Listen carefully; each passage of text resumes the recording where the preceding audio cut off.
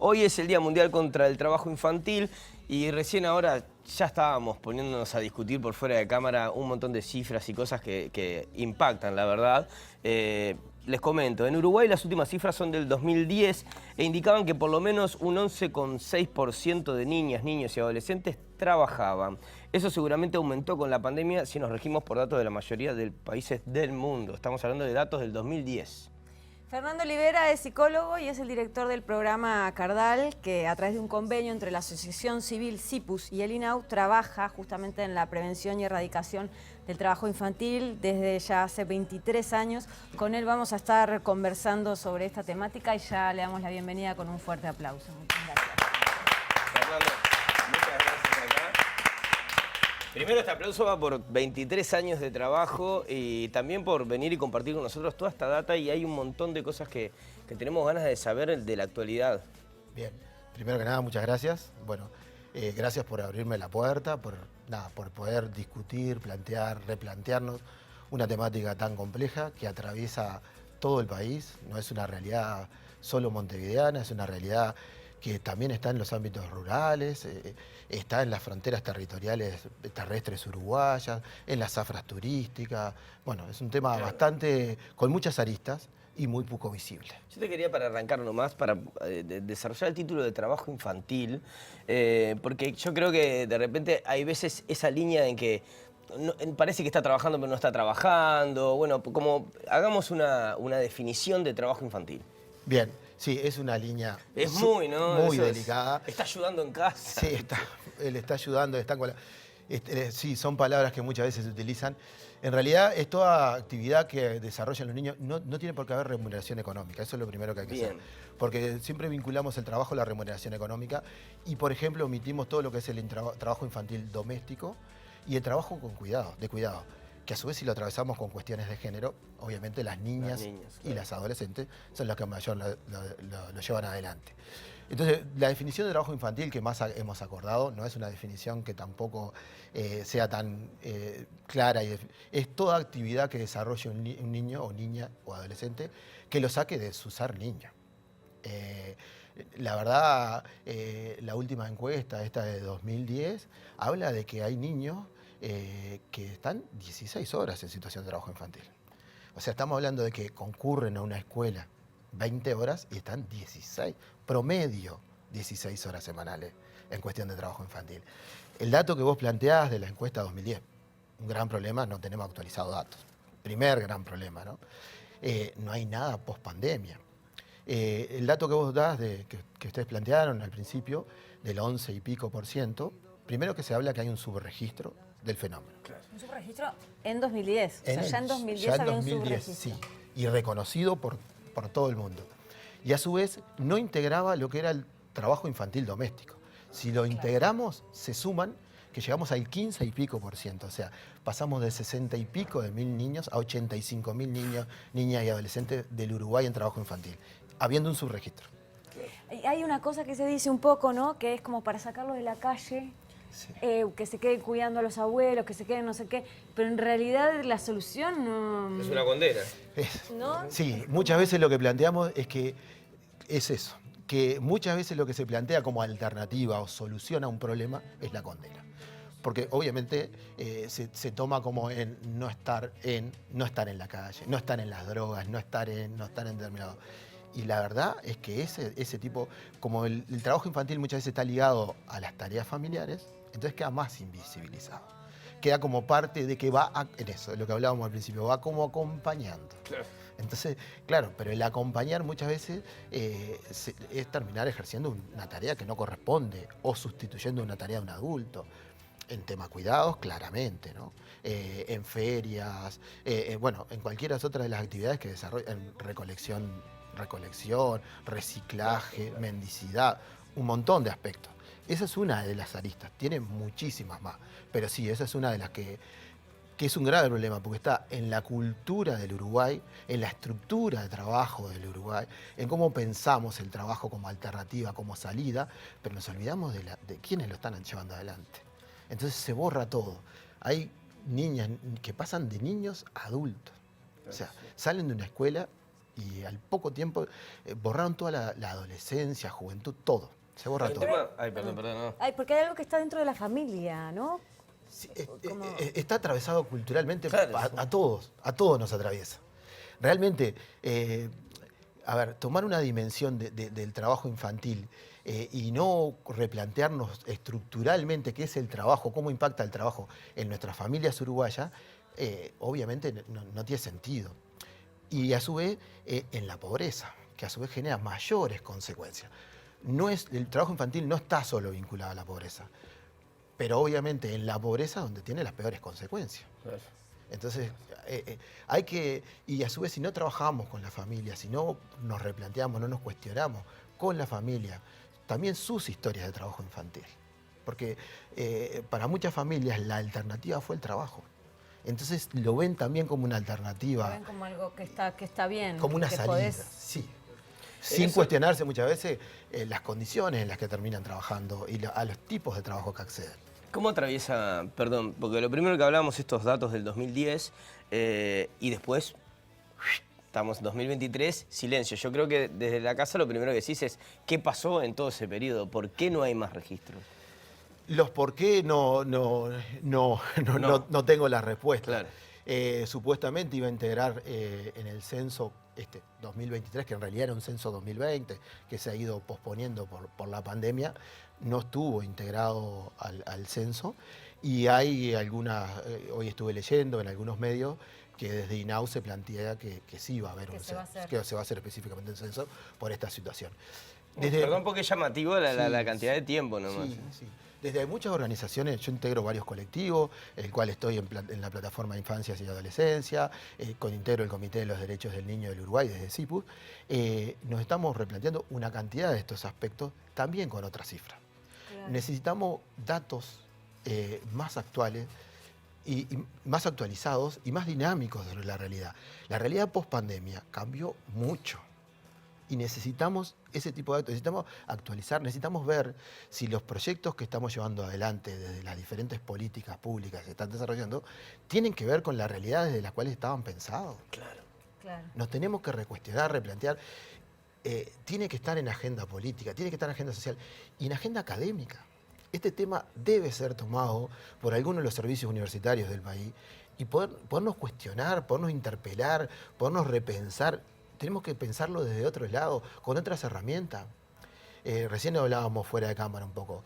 La situación del microtráfico hoy ha impactado en los equipos y en la realidad que tenemos familias enteras vinculadas al microtráfico. Tenemos niños con 6 años haciendo de campana en la puerta de una boca. Los adolescentes varones ejercen el tema del manejo de las armas, la seguridad del lugar o el cobro, el cobro de los que no pagan. Tenemos o las penas por... lo ven en territorio. Sí, por supuesto.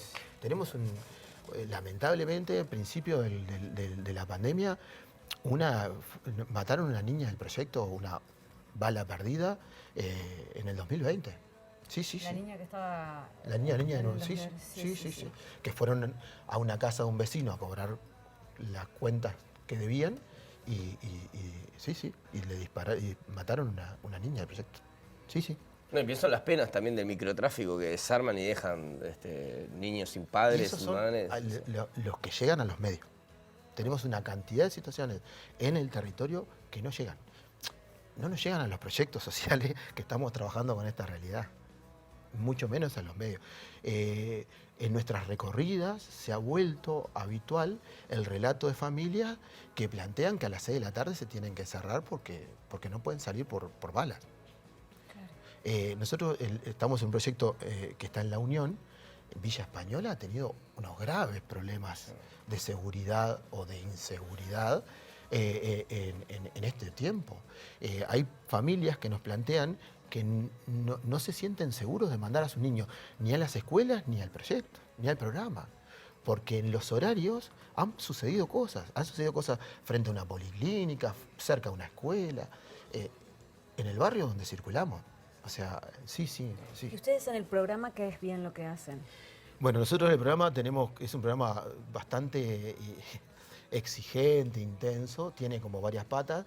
Por un lado tenemos la atención en el local, donde los niños van todos los días, tenemos una cobertura amplia de horario, va de las 8 de la mañana hasta las 5 de la tarde, el programa es a contraturno escolar, o sea que los chiquilines van o de mañana si van a la tarde a la escuela, o de tarde si van de mañana, o al liceo UTU.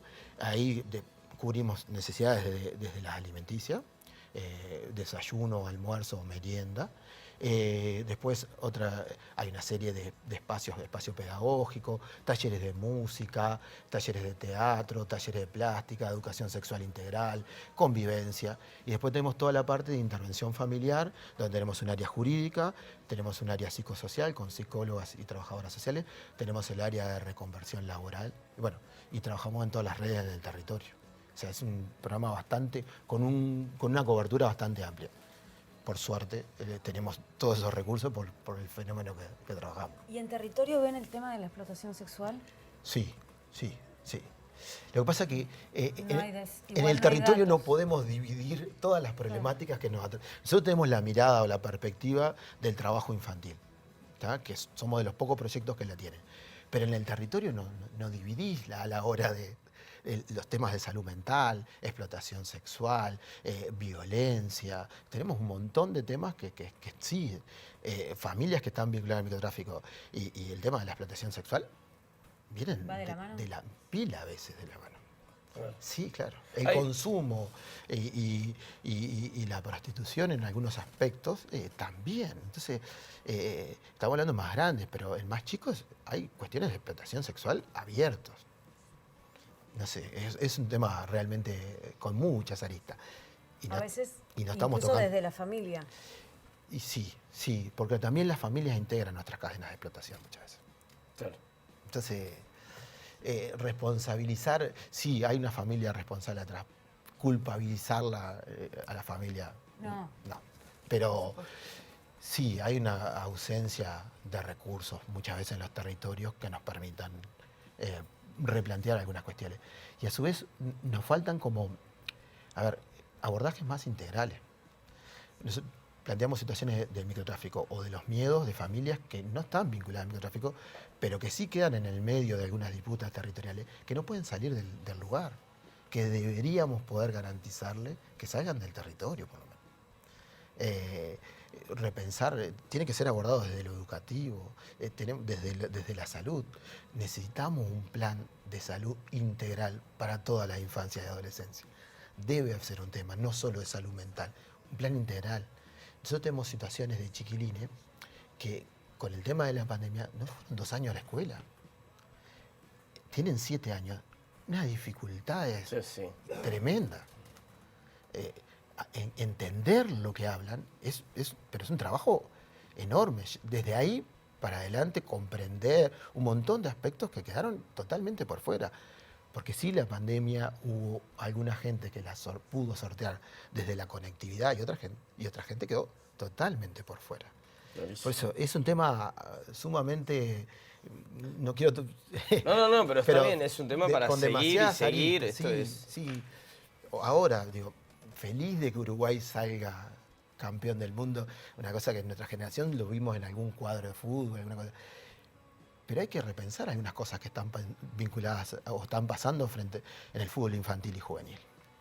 Tenemos que replantearnos las violencias. Claro. Por lo menos pensar algunos riesgos de situaciones de explotación que están viviendo algunas familias o algunos niños vinculados al tema del fútbol. Por lo menos pensarlo o ponernos en alerta. Sí, claro. O decir, por lo menos pongamos el tema arriba de la mesa y pensemos que esto no pase. ¿Y desde la sociedad qué se puede hacer? Desde la sociedad primero pensar que esto es un problema. Primero ponerlo en agenda. Es decir, bueno, acá estamos frente a un problema. Por lo menos empecemos por eso.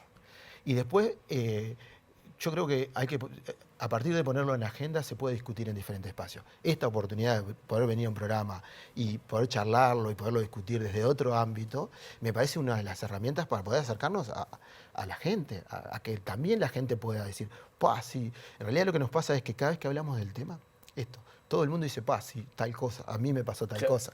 En todos repercute o en nuestra historia propia, o en nuestra historia familiar, en algún conocido, en todo.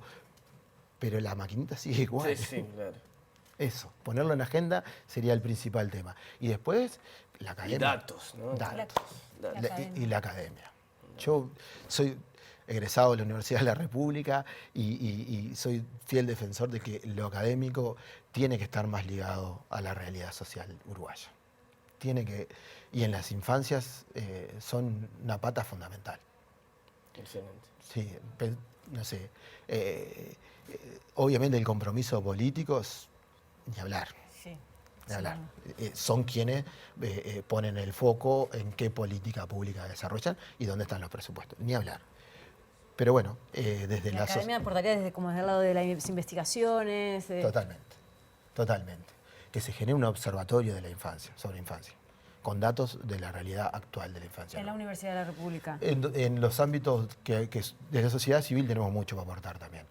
Muchas veces no somos lo suficientemente escuchados en cuanto a todo lo que tenemos para aportar a la sociedad civil.